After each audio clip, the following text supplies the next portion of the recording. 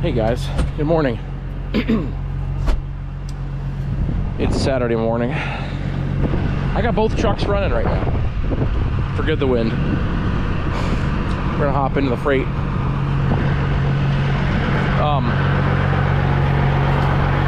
The ground is very much now frozen. So parking that where I like to park it is not gonna be an issue. Oh, I forgot about this. Two things, the fan is on and I have a cold leak inside the cap. So when the cap warms up, the leak's gone. So there's that. There right there is the part to my GoPro mount that I was missing. We're gonna put that on in a second here. What we're doing right now is we're gonna go wash the truck. It's got a bunch of salt and brine on it, and I don't want to have it parked here and get rusty. So we're gonna go wash it quick at the car wash station, and hopefully that doesn't take too long. It's not allowed to take too long because I got somewhere to be at noon. So need to leave here at 11:30, 11:15, something like that. It's 9:40 right now. Anyway, we're gonna go wash this, have a little bit of a conversation, and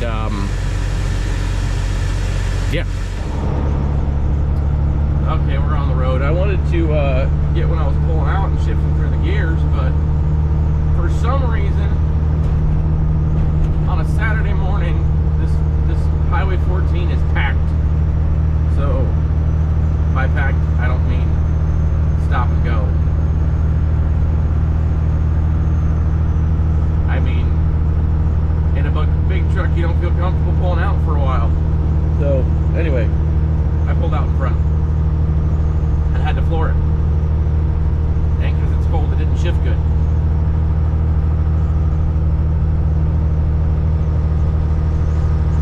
And there's the vibration.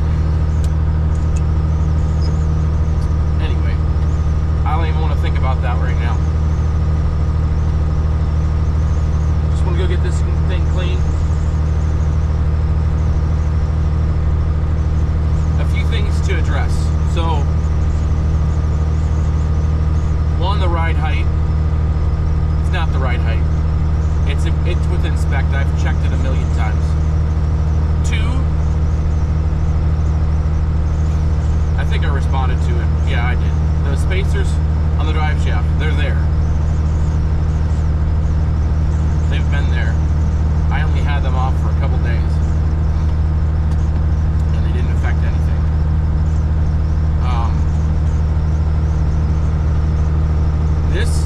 This is my conclusion, and it's the same conclusion a number of you guys had. Some of you said it tactfully. Some of you guys didn't say it tactfully. Most all comments are good comments. Every once in a while, there's one that is just off color and rude. Anyway, I'm not thinking of anybody specifically. But yes, you are right. At this point, I am past I'm way past my knowledge level, my area of expertise. I'm much past it. I know it.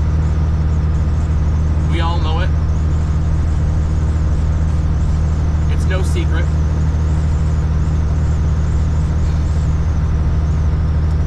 I never got on here trying to portray myself as an expert on any of this. This is a figure it out as you go type of situation. And it has been since I started trucking. And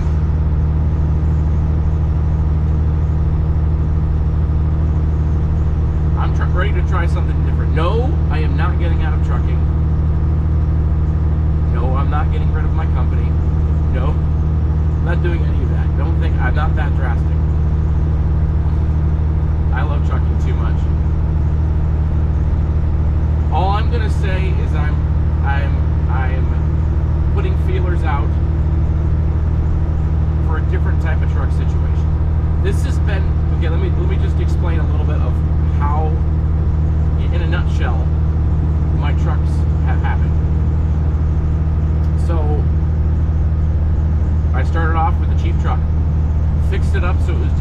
compliant, ran it for a month and a half, it broke down.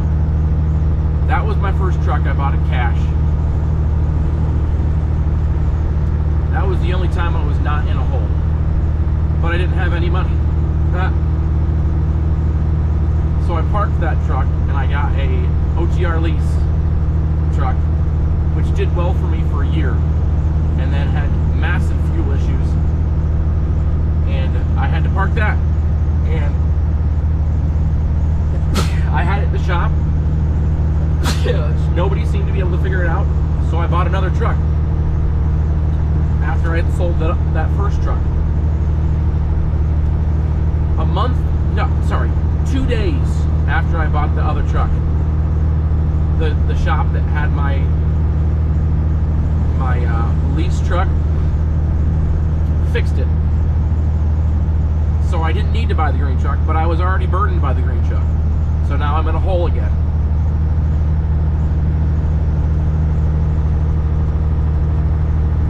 I worked hard, paid off the lease truck. Then both the lease truck and the green truck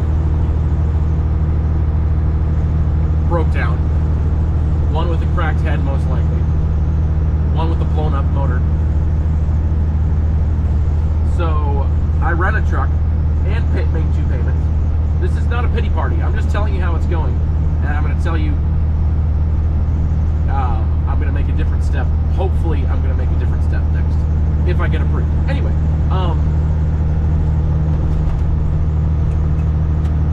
that broke down. I got 2 trucks broken down, so I'm renting.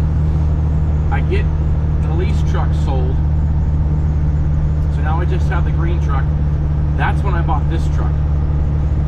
This truck did good for me for, man, a year and a half. It really did good. But I was running at Menards, and Menards paid me decently well, but it should have paid me more. It should have. Like, I'm not getting on them. I don't have a bad relationship with them. I should have been able to make more money there, but I couldn't. Capped as it is. So now I put a bunch of money into this truck, and now I'm running dry on the whole financial front. And so now we're just it's just a cycle. It's just a cycle that I've been stuck in since I've become an owner-operator that I want out of. And no, that does not mean I'm going to be a company driver, whoever said that. No. But you do have a good point in that whoever said this, I don't remember. The definition of insanity is doing the same thing over and over again and expecting different results. And so I'm going to try to do something different, and I haven't decided what that is yet. It might not be something as different as what I hope, but the way I've been doing it ain't working anymore. It never was working. So I'm gonna be honest with you guys, I don't know what truck I'm gonna end up in, but it's probably not gonna be this one. We'll just throw this out there. I don't want to say too much because I don't want to promise anything, because some people like to promise things and then never do them. And I am thinking of a specific YouTuber, but I'm not going to say their name.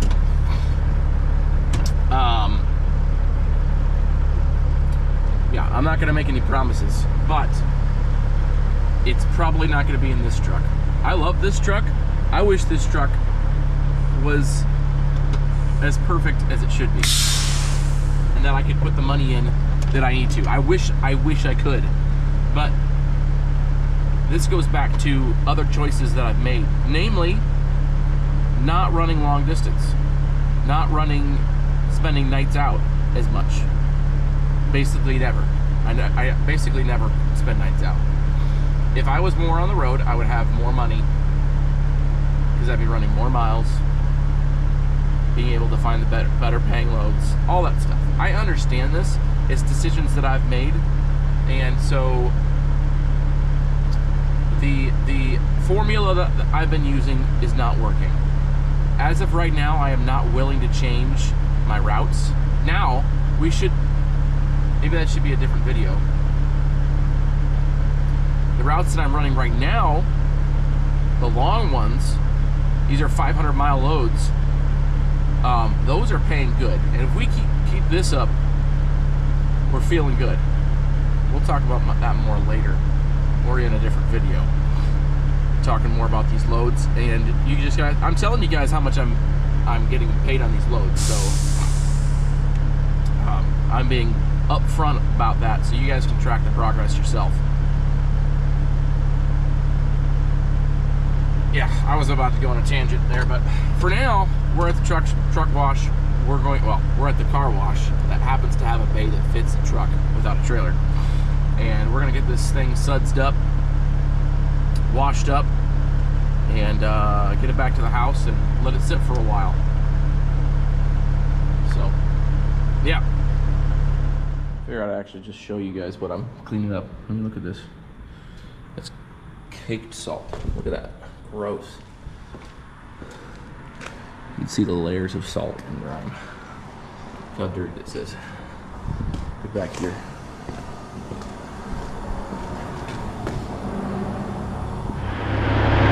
Looks a lot better.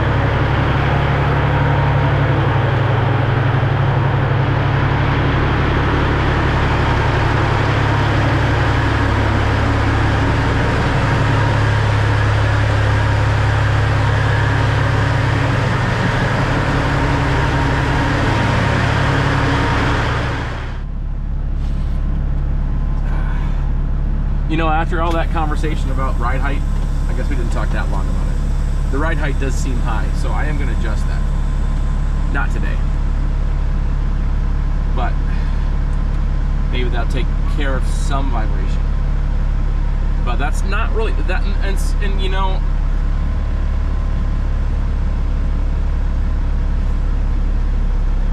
that's not really the big issue. Doesn't change. If that fixes a little bit of a problem, that's not the point. At this point, the point of this conversation is bigger. It's a bigger picture. But yeah, we don't want to. Didn't want to leave the truck sitting there covered in salt. So we accomplished our goal. Now we have a nice layer of ice on it now. What did Schmidt call it the other day? Freeze drying? Yeah, that's what we did. We froze dry it. Definitely froze dry. I'm a little froze dry too. So, anyway, I'm gonna head back to the house. We're gonna take the long way so we don't get as dirty. Although it doesn't matter as much because I would rather have a film of dirt on than a film of salt. Film of dirt is what the gravel road will do. Anyway. Oh, yeah. So yeah, thinking about doing something different. I've been encouraged the last week how loads have gone. Besides the really long wait that happened yesterday, that hasn't been the typical. I'm talking about the rates and the miles I'm able to put in.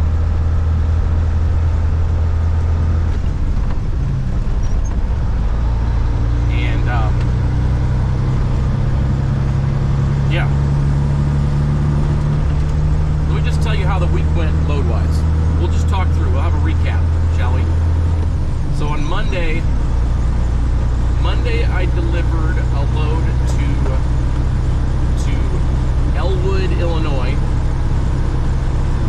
That one I had picked up in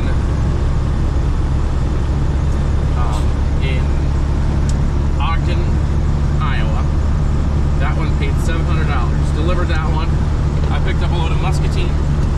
Delivered that Tuesday in Wakefield, Nebraska for $950. I hopped down to Hooker. I forget the name of the town in Nebraska, hour south of Wakefield. Hooper, that's what it was.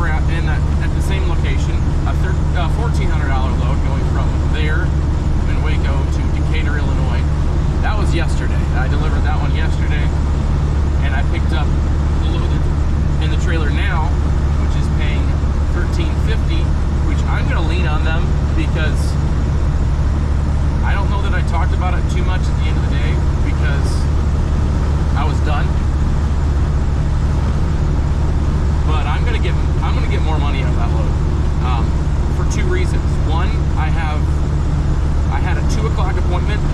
I got out of there at 5:40. So I got some detention coming to me, or I should. And they didn't tell me it was a pallet jack needed load. The place I'm going doesn't have a dock. So it's only, you know, by the grace of God that I had my pallet jack with me, because they didn't tell me that I was going to need it. And it's clearly on the bill of lading that it needs a pallet jack. And they asked me about it at the pickup. Like, do you have a pallet jack? I was able to say yes. At that point, the broker wasn't even in the office, so I couldn't have given him a hard time about it. I had a pallet jack, so I got out of there.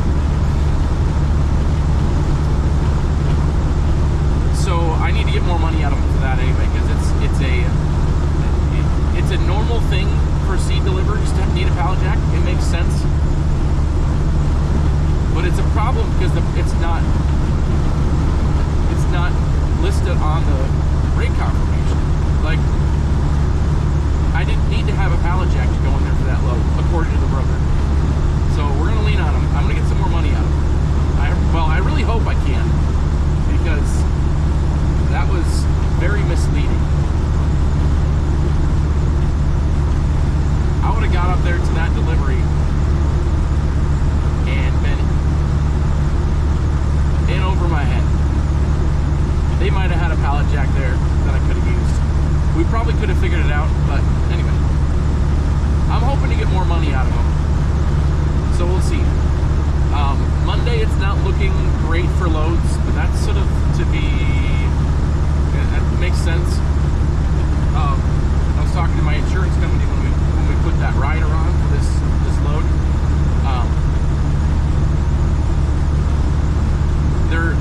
My insurance company's off on Monday. They're not even working, so I'm guessing that's the case. It's on the calendar as a holiday. Inauguration Day. I'm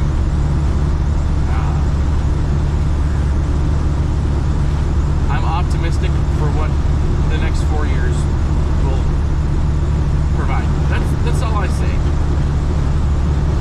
I'm just praying that everything goes smoothly, that there are no events that have already previously happened. I hope they don't happen again on Monday. If you understand what I'm saying. I hope that everyone is safe.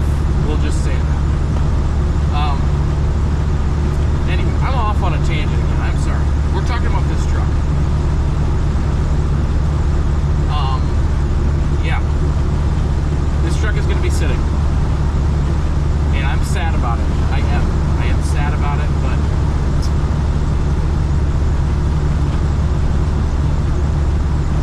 I don't know what else to say besides I don't trust this to go the miles that I need to go to make the money that I need to be making.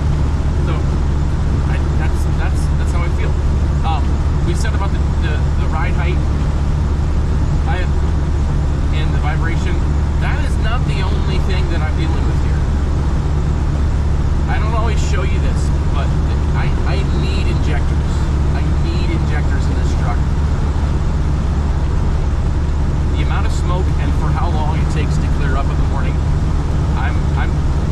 if I don't stop doing this, I'm going to, if I don't either park the truck or buy injectors right now, I'm going to do permanent damage to the engine.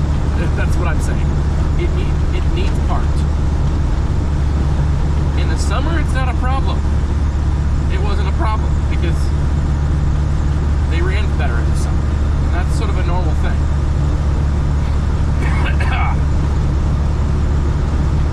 There's just too much unburnt fuel. I'm going to wash out a cylinder. So we're not doing that anymore. We're not doing that anymore. I can't do it. I can't do it. I can't do it. I can't do it.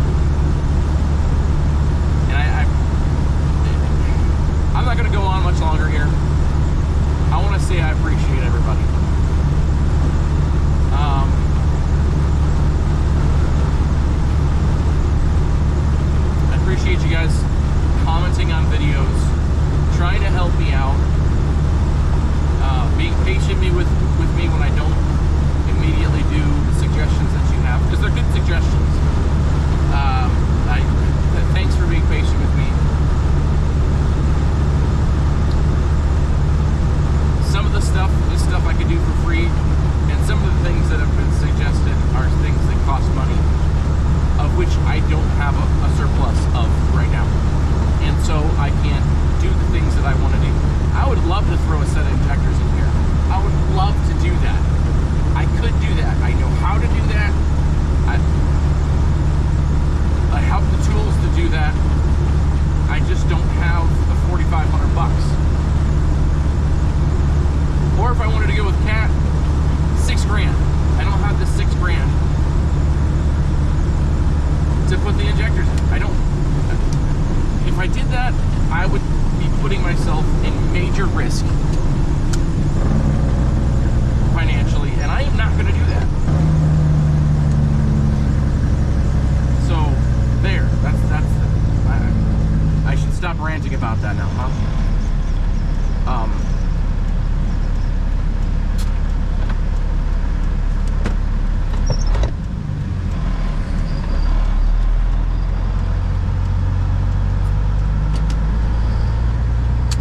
There you go. We got a little bit of Jake brake footage.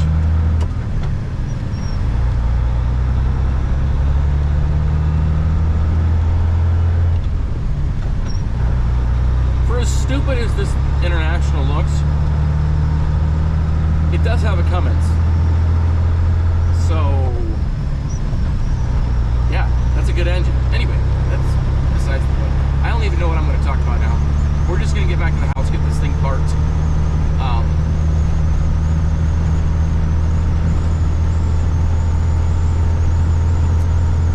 What we really should do is a live.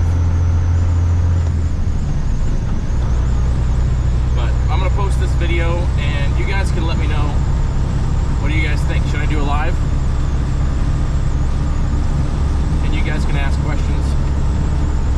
I'll try to be as honest as I can.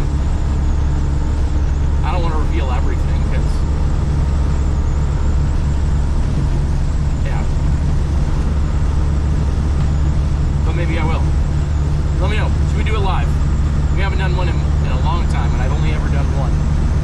And it actually went really well.